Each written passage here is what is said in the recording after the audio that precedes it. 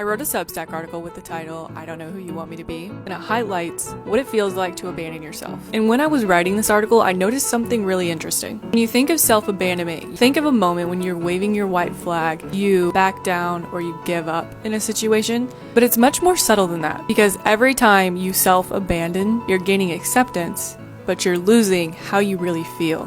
And I described it in my essay as the kind of love that doesn't have to ask you to change. Every time, it was a moment when I was sitting across from a person. Without saying a word, I knew what part of myself wasn't welcome. It's a love that says you can stay as long as you're this version. It's performing a version of yourself that doesn't feel like the real thing. But on the surface, it doesn't seem so obvious. It's like I could look at the parts of myself that I loved, but I could no longer feel her. I just thought that was life.